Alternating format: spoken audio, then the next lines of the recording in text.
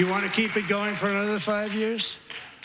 Yeah, you would say Pocahontas says yes. Donald Trump spoke in front of both parts of Congress last night, which is going to be a big part of our news today. Welcome to another edition of Spark the Conversation. This is your host, Mark the Spark, bringing you today's news, where we are going to go through last night's speech Donald Trump made in front of both parts of Congress, House and Senate. And we are also going to cover some people's reactions to that speech and also some updates on the situation with New York's prison guards that are still on strike. Thanks for joining. Don't forget to like, subscribe, share with a friend, leave a comment below. Let's get into it. So the first thing we're going to get into is Donald Trump's speech that he gave in front of both parts of Congress last night. It was an hour and a half long, which is a record for the longest speech given in front of Congress by any president so far. But Donald Trump made it interesting. There wasn't a second of boredom in the whole night. He covered so many topics, and really he hit so many popular items that it was painfully obvious that the Democratic Party really will never be happy with anything he does. They are just there to be in the way. And even these 80-20 issues like girls or boys playing in girls' sports, which we've talked about so many times before, even an issue that is so widely popular among the American people is still not going to be covered by the Democratic Party. They're still not going to be supported by them. The things that they chose to not applaud for made it so clear that they do not care about what Americans truly want. They are going to stick with the extreme minority of their party, and they are going to continue going down a path of their own destruction, really. I mean, that's what ultimately is going to happen. So the first thing we're going to go through a little rundown of the speech, cutting through different parts of the speech, hitting some of the important things, and then we'll go through some other topics that weren't hit in this. Speaker, the President of the United States.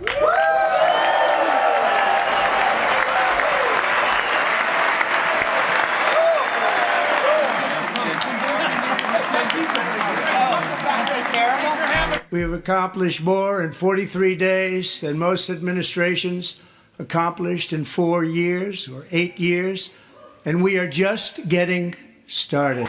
We won the popular vote by big numbers and won counties in our country. Mr. Green, take your seat. Take your seat, sir. Take your seat. The chair now directs the Sergeant-at-Arms to restore order. Remove this gentleman from the chamber. I could find a cure to the most devastating disease, a disease that would wipe out entire nations. And these people sitting right here will not clap, will not stand, and certainly will not cheer for these astronomical achievements. They won't do it, no matter what. We suffered the worst inflation in 48 years, but perhaps even in the history of our country. They're not sure. As president, I'm fighting every day to reverse this damage and make America affordable again. Joe Biden especially let the price of eggs get out of control. The egg price is out of control.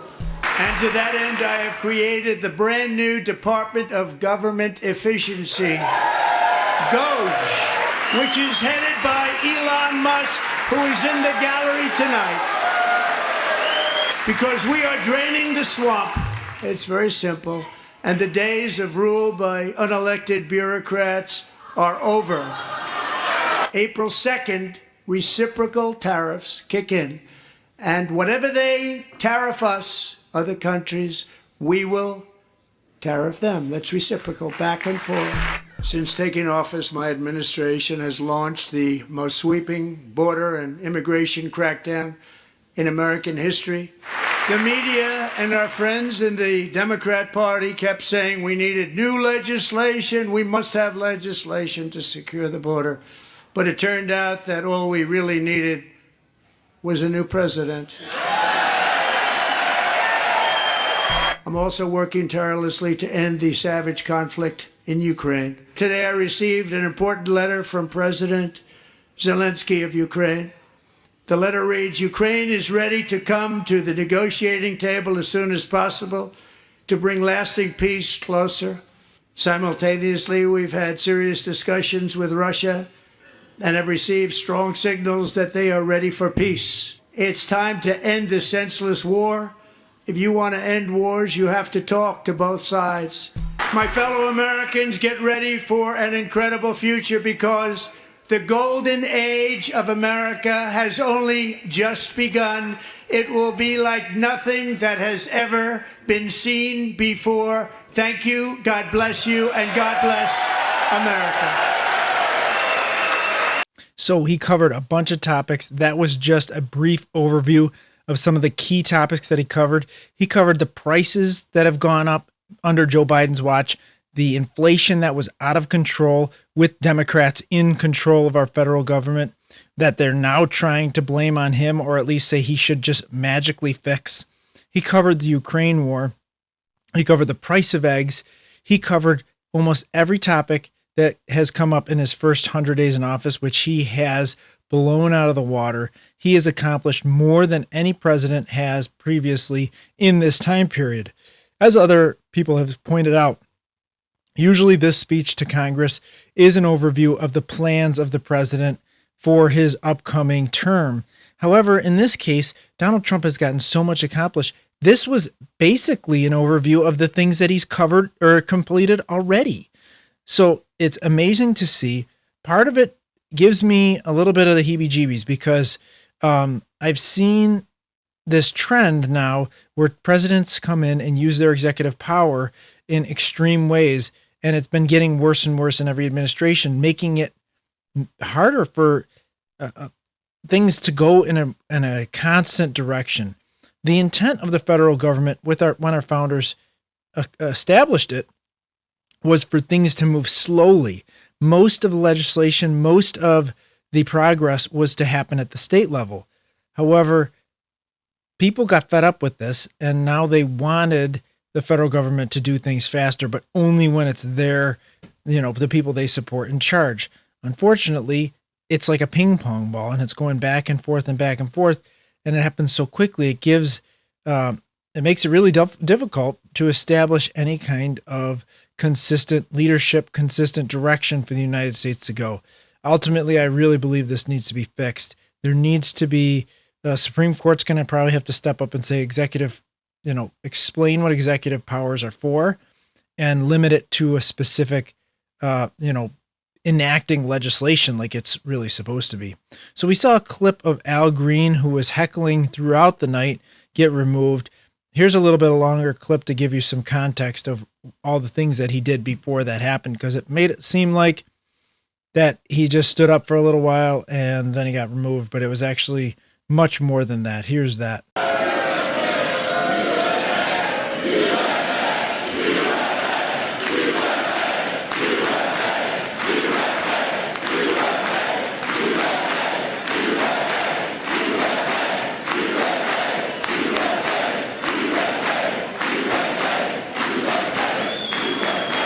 And one counties in our country, 2,700 to 525, on a map that reads almost completely red for Republican.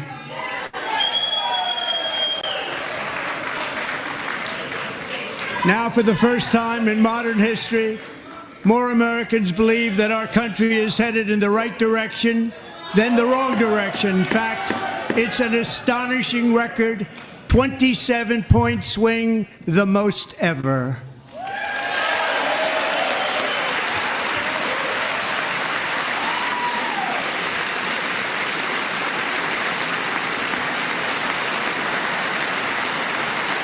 Likewise, small business optimism saw its single largest one-month gain ever recorded, a 41-point jump.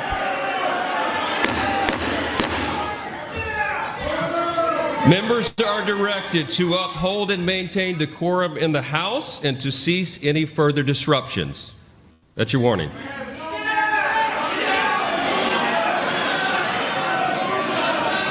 Members are engaging in willful and continuing breach of decorum, and the chair is prepared to direct the Sergeant at Arms to restore order to the joint session.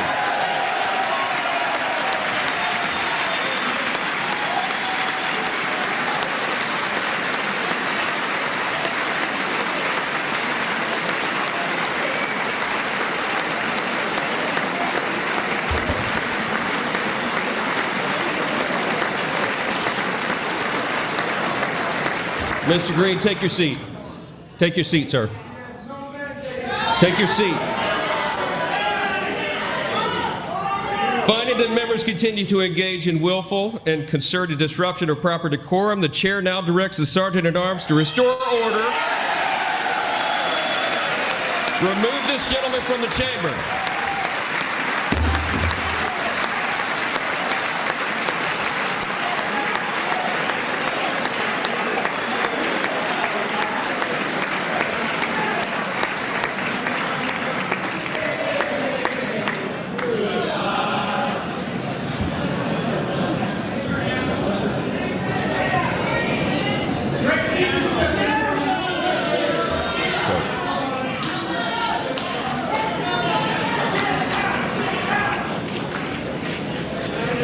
Members are directed to uphold and maintain decorum in the House.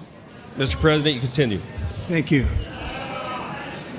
Over the past 6 weeks, So I think it was pretty clear that Al Green intended for it to go this far. He wanted to get removed from the chamber, and he succeeded in being that kind of grifter and just creating problems that really benefited nobody. I really don't understand what he got out of that except for attention, and maybe that was his goal after all. So the only other part I wanted to share from the speech was where, actually there's a couple more parts. One was the clip that, a little longer, the clip that we started off with today's episode, and it was Elizabeth Warren basically being called out for something that I've talked about before, the fact that if you say right now, I support Ukraine, most people who are saying that aren't just saying I support Ukraine. What they're really saying is they don't want Ukraine to have a peace deal under Donald Trump, which means you want more Ukrainians to die in war.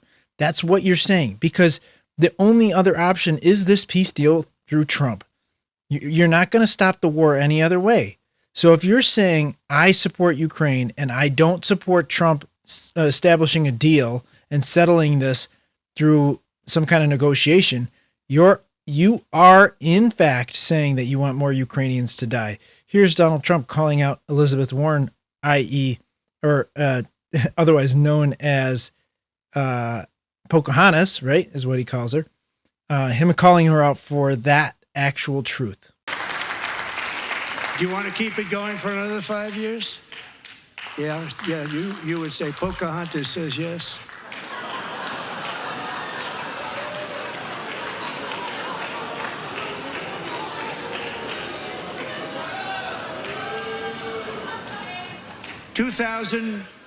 So the last item that I wanted to cover from this speech, or the actual clip from the speech, we've got a lot of follow-up on it, was a kid named DJ Daniel. He's 13 years old. He's battled brain cancer for most of his life, and he has received countless honorary inductions into different police agencies, as that was his dream to become a police officer sometime in his adult life, and hopefully that will actually happen.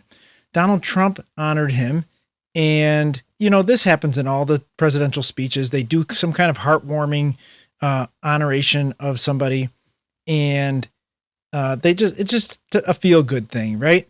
So he had his director of Secret Service actually make him a member of the Secret Service, which was, like I said, heartwarming and surprising to him. He was clearly happy by this.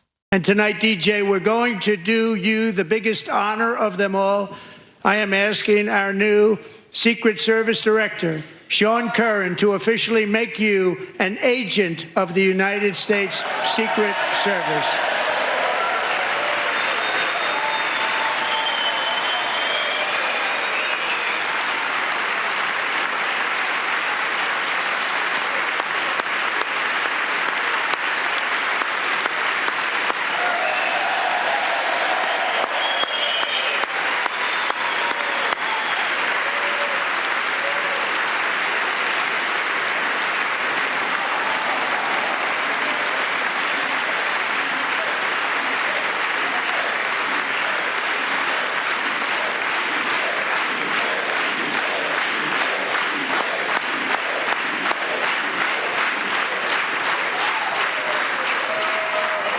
And even the left couldn't even cheer for this, some of them, which is a ridiculous point because he's just doing this for, obviously this is like a big gift, a big positive for this kid who's been battling this terrible disease for almost his whole life. And, you know, you can't just celebrate. You got to pick every little fight. It's crazy. This is a little bit more from the White House about DJ, him speaking about some of his situation. But you wanna know the craziest part? Because my mom bathes me and my brothers all together. And out of nowhere, I locked up, and then my dad was calling my name, and I started going to the slow thing, and he said, "Stop playing with me."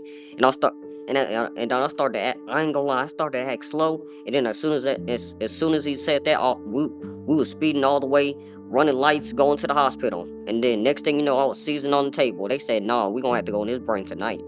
Ever since then, I had 13 brain surgeries, and that's how many times my personality has changed. And that's something that you don't hear from a terminally ill child. They had 5 months to live. I'm gonna keep on going until my gas tanks run out. And that's when God calls you home. You never know when God's gonna call you home. I wouldn't be here if it wasn't for my dad. I know he's pretty proud of me, and I'm pretty proud of him too. And I'd like to thank President Trump, because if it wasn't for him, I wouldn't be here today.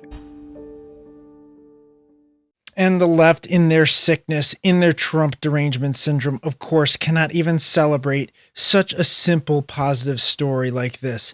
On MSNBC, we had a couple of the commentators that couldn't even, you know, they had to turn this into a negative too, a spin against Donald Trump. I mean, it's just, the lunacy is unbearable.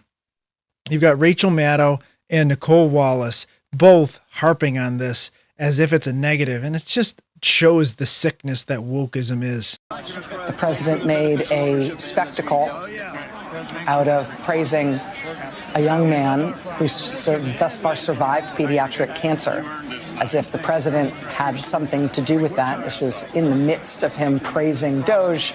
The Doge cuts, among other things, have cut off funding for ongoing research into pediatric cancer. But I think this was a lesson in finding one thing that you let yourself feel. And I let myself feel joy about DJ, and I hope he's alive for another, 95 years, right? And I hope he lives and the life he wants to live. He wants to be a cop. He knows what he wants to do. And maybe when you have childhood cancer, that crystallizes for you. And I hope he has a long life as a law enforcement officer. But I hope he never has to defend the United States Capitol against Donald Trump's supporters. And if he does, I hope he isn't one of the 6 who loses his life to suicide. And I hope he isn't one who has to testify against the people who carried out acts of seditious conspiracy and then live to see Donald Trump pardon those people. So just unhinged. They can't handle it again. And they can't, there's no positives with Donald Trump with these people. They cannot find a single positive. But we understand that these people cannot see reality and not accept anything other than their Trump derangement syndrome based ideology. Another person they couldn't cheer for was a volleyball player who was there, who was, had severe head injury from playing volleyball against a boy who thought he was a girl. Here's a little clip of that volleyball incident of this girl that the left can't cheer for this. I mean, this shows the lunacy of their ideology.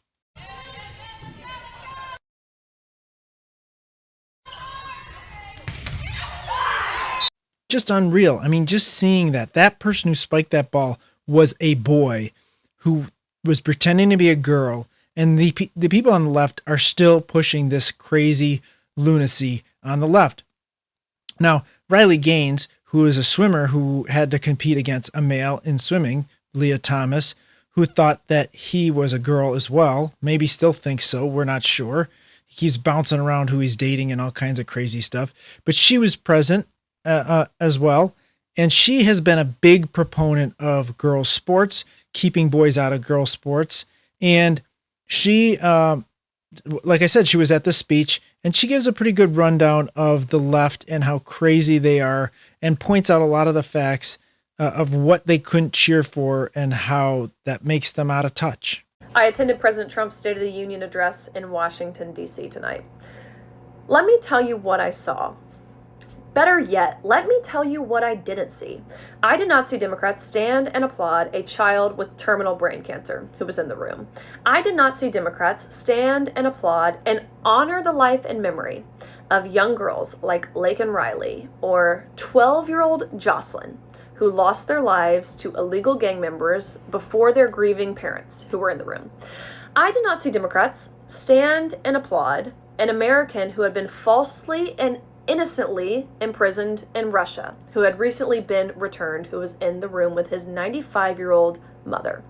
I did not see Democrats stand and applaud a balanced budget. I mean, I could go on and on and on. But you know what I did see the Democrats stand and applaud? The only thing they stood and cheered for was Ukraine. And I don't mean peace in Ukraine, because when President Trump mentioned his efforts to end the Russian-Ukrainian war, they didn't cheer for that. They only cheered when President Trump mentioned we have given Ukraine over $350 billion in taxpayer funds. They clapped for the continued funding of war in Ukraine. The Democratic Party, and I don't mean Democrats, I mean the Democratic Party. So in terms of elected representation and certainly how left-leaning media portrays the Democrats, they're no longer American. They don't love our country. They don't love our flag. They don't love the American people. They are soulless. They are insufferable. It can only be described as immoral and evil. Tonight was proof for me that Democrats will literally stand for anything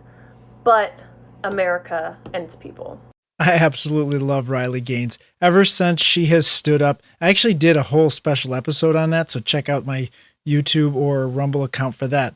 But ever since she started speaking up, and she's gotten so much better, which of course with practice anybody would, but her speeches are incredible. Her story's incredible. The fact that she has supported other girls in her situation and just girl sports in general. I mean, she has a focus on that topic, which is great.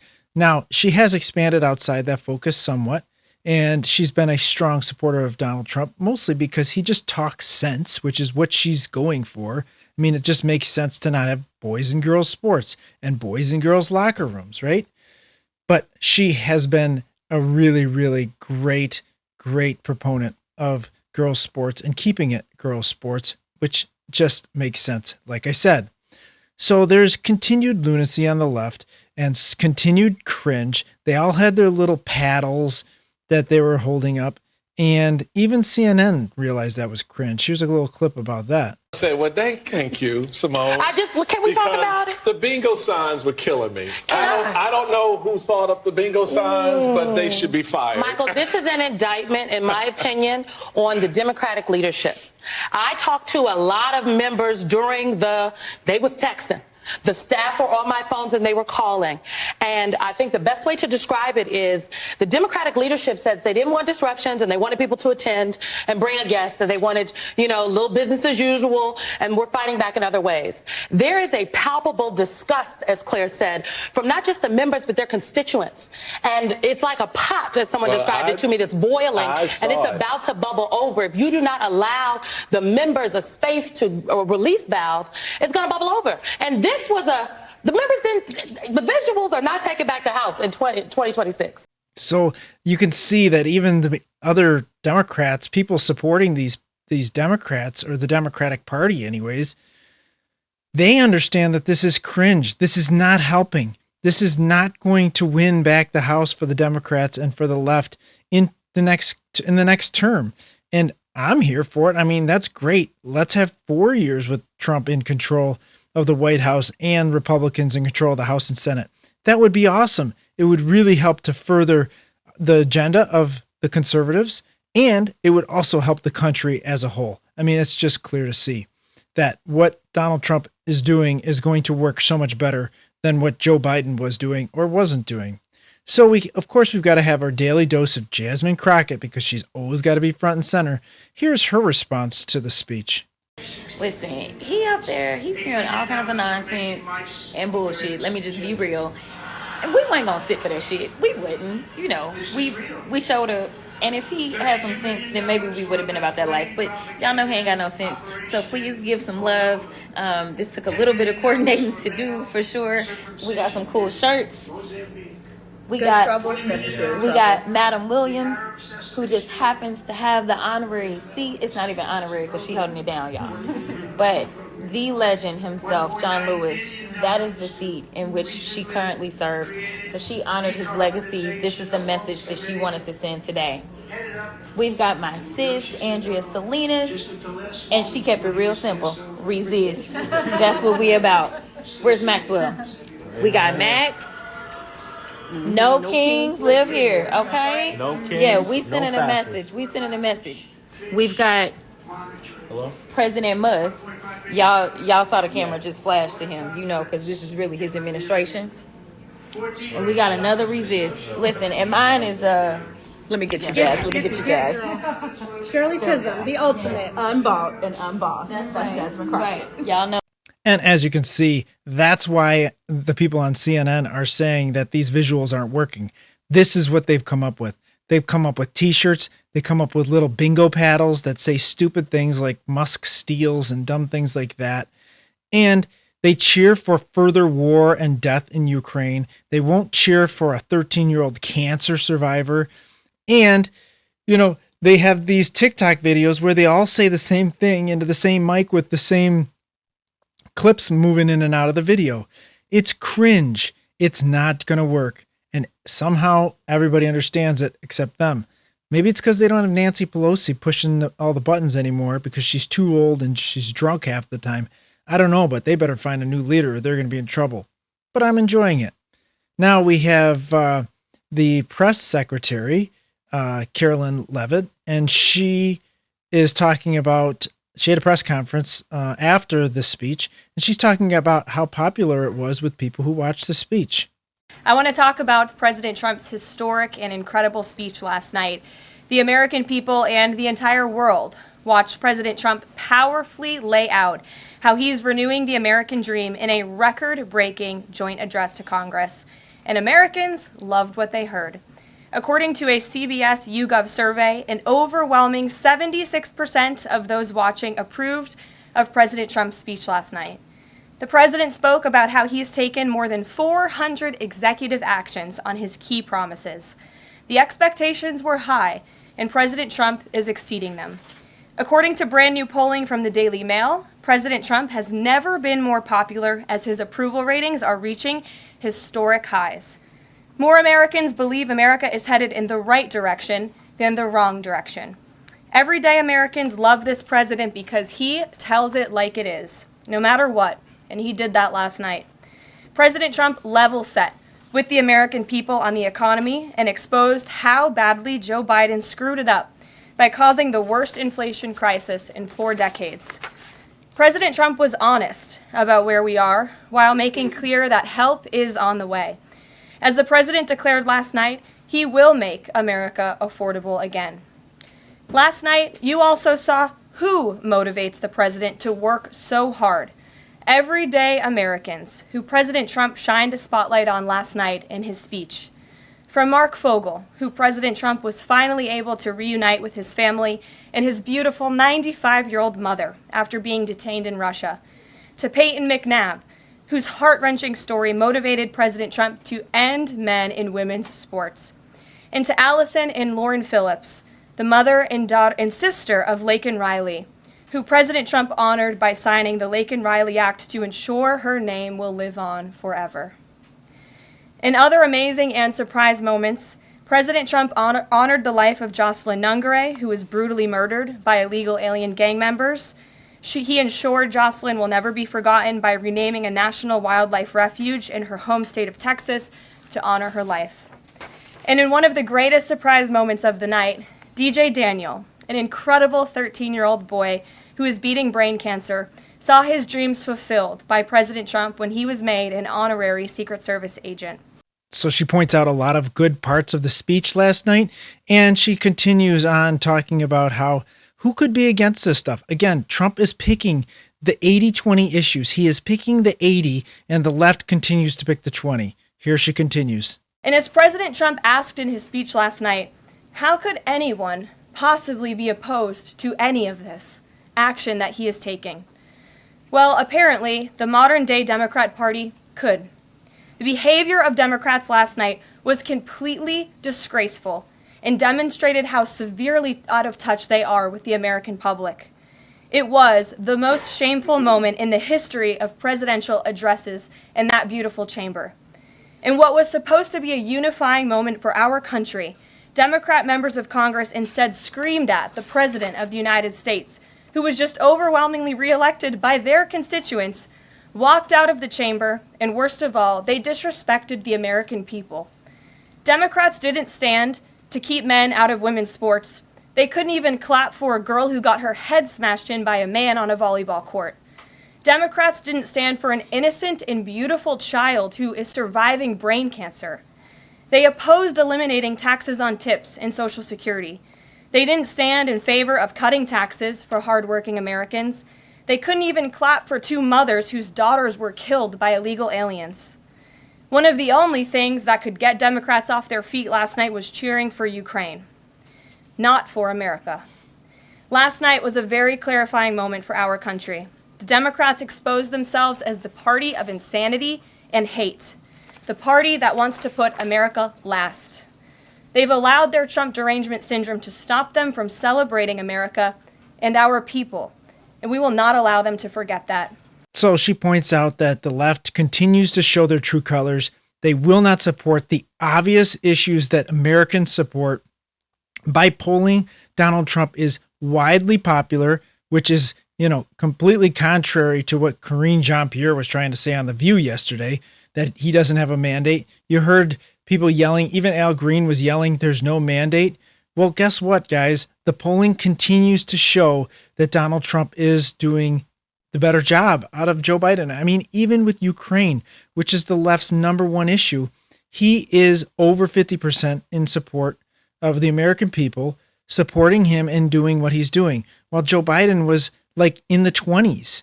So how are you going to say that he doesn't have a mandate? He continues to be popular in polling. He continues to be popular with the American people and what he's doing. And mainly it's because he's been transparent and using common sense. And those are the two things that people care about. Not only that, but he has a plan. And so Scott Bessent is, who is the Secretary of the Treasury, is talking about how Donald Trump does have a plan. And, it's the only way we're going to save ourselves from what Joe Biden left us. We have nearly $40 trillion in debt. Then you think the average American only makes $66,000 a year. Okay, it's unfair. And we're stealing from our kids and grandkids. Sean, I couldn't agree more. That's the reason I came out from behind my desk about a year and a half ago, because I was just shocked what the last administration did to us. This is the biggest deficit that we've had when we're not at war and not in a recession. 6.7, 6.8% of GDP, and they just blew out the spending. And now President Trump has a plan to bring it down slowly, and it's what I call we're going to re-privatize the economy. It's incredible. After Janet Yellen, listening to her insanity, talking about, inflation being transitory, and then having to backtrack on literally every statement she said. Every time she said that things were fine or things were good, she ended up having to come back and backtrack on all of it because she was just saying the insane thing. So it's amazing to see these cabinet members now who are actually saying things that make sense. And then it proves to be true. And I think that it will prove to be true. I think that Donald Trump does have a plan. He understands the economy. And like Scott is saying, they're privatizing the government. In reality, they're just making for a smaller government, which is key. That's what most Americans want. I think most Americans understand that the government has gotten too big and that it's out of control, has too much power, and we want to see it smaller. Guess what? The states will pick it up. That was the whole point of the federalist setup of this government, was to have states have most of the power. And that's what we need to return to. And that will also create less of a divide among people who have differing opinions in this country. I truly believe that's one of the main reasons why we feel more divided than ever in this country, is because people have, the federal government has taken so much control that it divides us all because they're trying to push us in one direction, then push us in the other direction. This country was not designed to be like that. And that's why, if it's going to fail, that would be the reason. So my last story of the day, we're going to go back to the New York State prison strike, the prison guard strike, I should say. Kathy Hochul came out with a press conference yesterday. She has no idea what to do with this. This is completely out of control. It's costing taxpayers over $3 million a day to have the National Guard in these prisons. And so this is her continued empty threats. And hopefully these corrections officers hold out long enough to win in the end. Here's Kathy Hochul. I'd like to make a statement about the situation with our Department of Corrections and the ongoing unauthorized prison strike. Throughout this entire crisis, my top priority has been public safety. The safety of the incarcerated population, the safety of the workers there, the safety of the corrections officers, and the safety of the community. Every single decision we have made have gone through that lens of what's best and what's safest for these communities.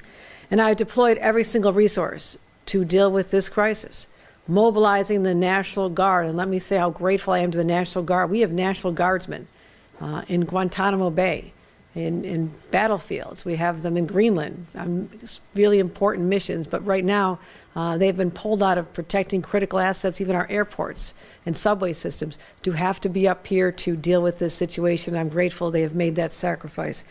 We also wanted to bring together people for mediation. The union representing the corrections officers requested a mediator, requested a specific individual, and that person's been working really hard, and I appreciate his work as well, mediator Marty Scheinman. And working with him, we've reached a consent award. Now, this addresses many, many of the concerns raised by the corrections officers, and I'll go through them. This will put the conditions back on safe operations. It respects the rights of incarcerated individuals and prevents future unsanctioned work stoppages. We also share the goal with the union that 24-hour work shifts are too long. I understand this. These individuals work in tough, tough conditions. I know that and I appreciate it. This is a lot of time away from their families. There's a lot of unpredictability. This is not an ideal situation. No one wants this. And we want to make sure that we are striving toward the goal of eliminating those shifts. This will take some time. Our ranks are down. We have many, many people out on workers' comp on any given day. We need to get people back to work. We need to hire more people, and we're going to continue toward those goals. So this agreement that we came together with last evening represents our commitment to creating safer work environments, which the corrections officers absolutely deserve, ensures proper staffing and management of facilities, and creates a framework going forward to address concerns as they arise. This resolution is just the beginning. We want to continue addressing systemic issues and make sure that the entire environment is safe for everyone involved and protect the staff and incarcerated individuals. Now, I have a lot of respect for the corrections officers who dedicate themselves and their lives to public safety. This is a critical, critical function for all of us. And grateful for those who have remained at work and looking forward to the return of others who have taken the position they have over the last number of days, but we want them back at work, and we hope that they will look very seriously at what I believe is a real win for the corrections officers. So appreciate everybody involved, and I'm happy to take a question. Randy? Yeah, hi. Thanks, Governor. Obviously, it's a wildcat strike, as you know. What happens, two-part question, if many of them do not come back to work, and how long are you going to give them to decide whether they are going to come back to work under terms of this proposed agreement? We're hopeful to get people back to work tomorrow based on this agreement. It'll take some time to reach everybody.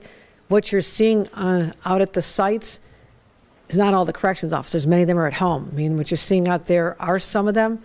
Many are retirees, and many are members of the community who's come out. So we're trying hard to reach those who are not out there, who are actually at home, and make sure they know what is being offered to them and the opportunity to come back to work certainly tomorrow.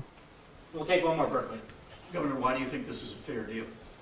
Because they've asked for us to look at specific issues, and we have. And just so everyone knows that this is not related to terms or conditions of a contract. This is not about benefits and wages. That was settled last year. We offered a very generous package last year, and they accepted it. So right now they're working under that. And they do have concerns with the HALT Act. The HALT Act has been offered to be suspended for 90 days or so we can work out some other issues related to that. And I want to just be clear on what the HALT Act is all about. People think it's simply related to solitary confinement. There's also requirements that there be 4 hours a day for programming, different kinds of job training and education, different opportunities, 4 hours a day, which is an important goal. But it also leads to more overtime requirements because of the staffing required for that. And I think that's what we're talking about here. And so we have to look at achieving that goal, but also what that does to the shifts. And if I could get more people to take these jobs, we could make a lot of this go away. I have openings. I want to hire more people and give them the wages and benefits they deserve because these are tough, tough jobs, and I recognize that. So she went from saying she didn't really know what the issues were to apparently now she thinks she understands the issues. I don't think she really does. The root and the core of the strike in New York with these corrections officers is the HALT Act. And she referred to it a little bit, but not really understanding that the lack of the ability to punish prisoners who are acting up and endangering both corrections officers and other inmates is really the key. And the legislature needs to get involved and do something on this. And the legislature has become so lame in New York because when Governor Cuomo was in here, he was essentially a dictator and told them what to do. Now there's nobody telling them what to do and they don't do anything. And so she needs to get in there and tell them that they need to fix this problem. But the issue continues to go on. We have a leader that's about as good as Joe Biden was for the country in the People's Republic of New York. And so I don't expect a resolution anytime soon. Anyways, that's all I have time for today. And I thank you for joining. It has been an interesting show. It's been an interesting couple of days, and I expect that to continue. Thanks for coming. Thanks for listening. Thanks for watching. However you're taking this media in, don't forget to like, subscribe, share with a friend, and leave a comment below. And most importantly, don't forget to go out and volunteer for something meaningful and spark the conversation.